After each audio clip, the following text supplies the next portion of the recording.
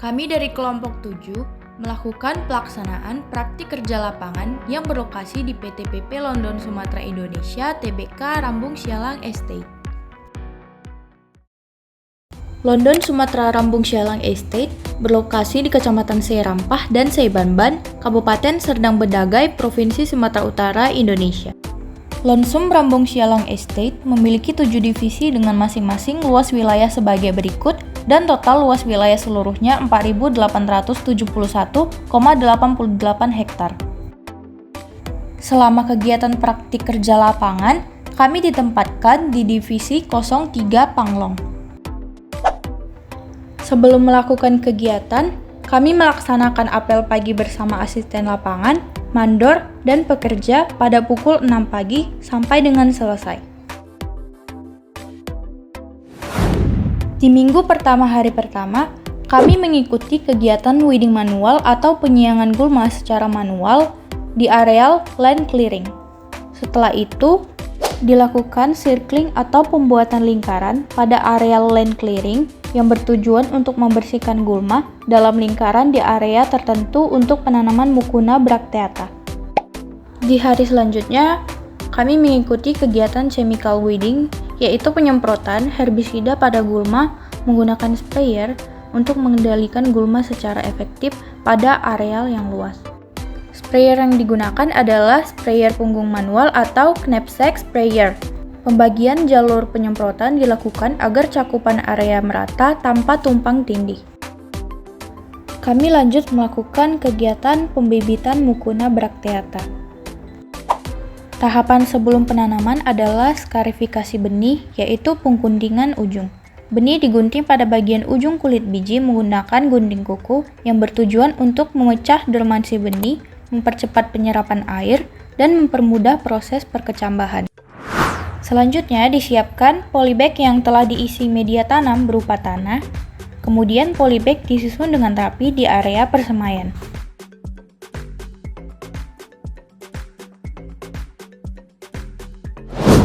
Untuk penanaman benih Mucuna, diletakkan di tengah polybag berisi media tanah tadi. Setelah diletakkan, lalu ditanam dengan kedalaman sekitar 1 ruas jari, kemudian ditutup kembali dengan tanah satu persatu. Mucuna yang telah ditanam disiram setiap pagi ataupun sore hari dengan volume air yang cukup dan tidak berlebihan untuk pertumbuhan awal tanaman. Masih di minggu pertama, kami melakukan penanaman legume cover crop, yaitu tanaman sejenis kacang-kacangan penutup tanah. Jenisnya adalah Mucuna bracteata dari pembibitan sebelumnya. Penanaman Mucuna ini dilakukan pada areal rumpukan dengan jarak tanam 2,5 meter x 10 meter dengan lubang tanam berukuran 10 cm x 10 cm. Setelah penanaman Mucuna, dilakukan pemasangan sungkup dengan pelepas sawit yang telah dipotong menjadi beberapa bagian. Pemasangan sungkup dimulai dengan membuat 2 lubang kecil pada kedua sisi tanaman menggunakan dodos dengan jarak 1 jengkal. Lalu, potongan pelepah tadi ditancapkan ke lubang tersebut hingga membentuk sungkup untuk menaungi Mucuna. Tujuannya adalah untuk melindungi Mucuna dari paparan sinar matahari langsung agar tidak layu atau mati setelah penanaman. Dengan adanya sungkup, kelembapan di sekitar tanaman lebih terjaga serta mengurangi stres lingkungan. Di minggu kedua, kami melakukan pembibitan tanaman kelapa sawit di Divisi 02 PU. Adapun tahapan pertama adalah pengambilan tanah. Selanjutnya, mengisi tanah sebanyak 20 kg tanah per polybag. Lalu 200 gram trichoderma dan 30 gram pupuk CRP. Tahap selanjutnya adalah pembuatan beddingan, yaitu pengelompokan polybag dengan jumlah tertentu yang bertujuan untuk memudahkan perawatan dan kontrol. Ketentuan yang digunakan adalah polybag dibagi dalam 4 baris. Dilakukan penyiraman 2 kali sehari pada pagi dan sore hari dengan total 1-1,5 liter per hari per kebutuhan air. Langkah selanjutnya adalah spacing atau penjarangan ataupun penentuan jarak tanam antar bibit dalam polybag. Ukuran spacing untuk baris atau row adalah 78 cm dan poin tanam adalah 90 cm, sehingga jarak tanam membentuk segitiga sama sisi dengan ukuran 90 x 90 x 90 cm. Apabila pengukuran dilakukan dengan benar, maka akan didapat pola mata 5. Masih di pembibitan, untuk perawatan terdapat penyiraman secara manual pada bibit dengan kebutuhan air 1-1,5 liter per hari. Untuk perawatan selanjutnya adalah pemupukan. Di sini kami melakukan pemupukan pada bibit yang berusia 37 minggu. Untuk peralatannya, kami menggunakan ember untuk tempat pupuk dan juga cup berisi 30 gram pupuk per polybag. Setelah itu, pupuk langsung diaplikasikan pada tanaman. Pemupukan dilakukan dengan cara broadcast. Pupuk disebar di dalam pinggiran polybag di dekat pangkal batang. Adapun jenis pupuk yang digunakan adalah NPK 12-12-17-2.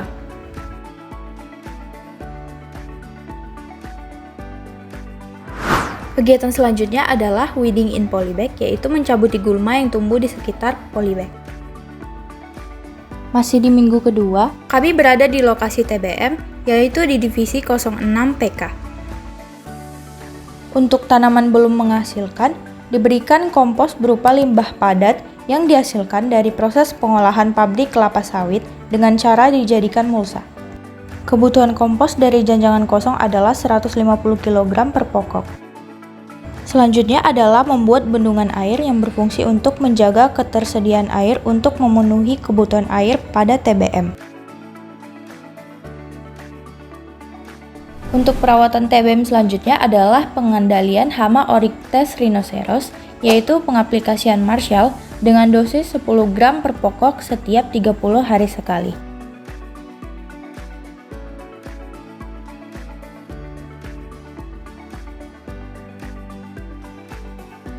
Pengaplikasian Marshall dilakukan menggunakan corong dan disisipkan di beberapa bagian tanaman kelapa sawit, yaitu pada bagian pelepah yang terserang hama Oryctes rhinoceros. Selanjutnya adalah mengecek pada bagian tanaman yang terserang hama untuk dilakukan pengendalian selanjutnya. Masih di minggu kedua, namun pada tanaman menghasilkan, yaitu dilakukan spraying baik pasar tengah atau circle, PET, dan TPH menggunakan herbisida.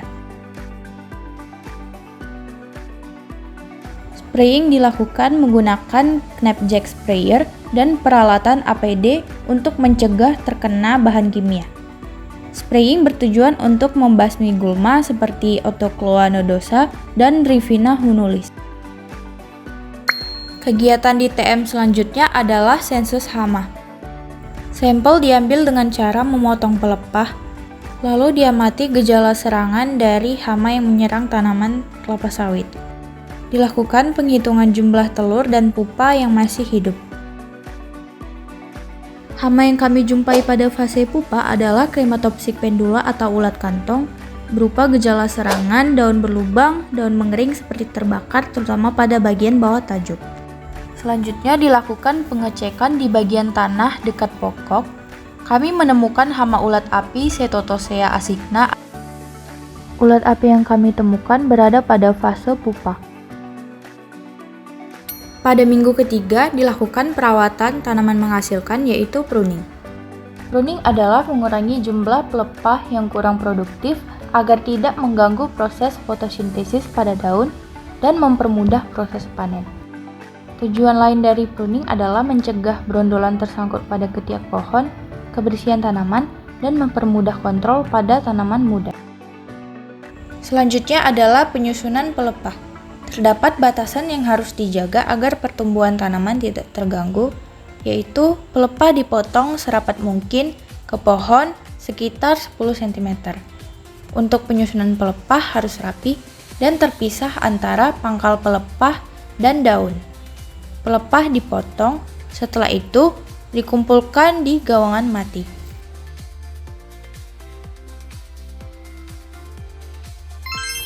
Sebelum memupuk, Kami pergi ke gudang untuk melihat proses pengangkutan pupuk menggunakan dump truck yang akan diberikan ke blok masing-masing. Untuk kegiatan pemupukan dilakukan menggunakan APD. Pupuk diberikan di piringan yang sudah bersih secara merata. Adapun jenis pupuk yang diberikan adalah pupuk urea dan juga pupuk MOP.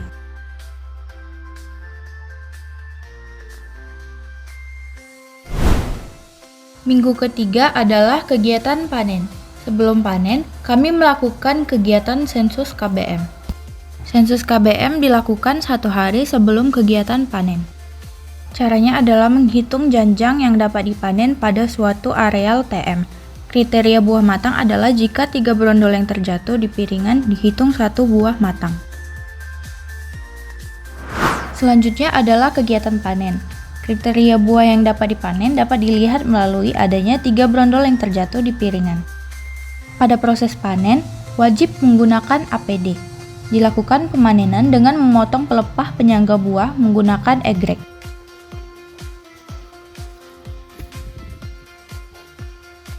Buah yang telah jatuh, brondolannya akan terlepas sebagian. Brondolan tersebut dikutip secara manual hingga bersih agar pemanen tidak terkena penalti.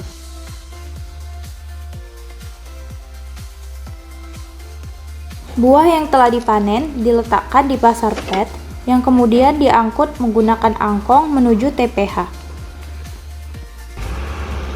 Setelah tersusun di TPH, buah diangkut menggunakan dump truck. Pengangkutan buah dilakukan secara manual sebelum perjalanan ke pabrik kelapa sawit.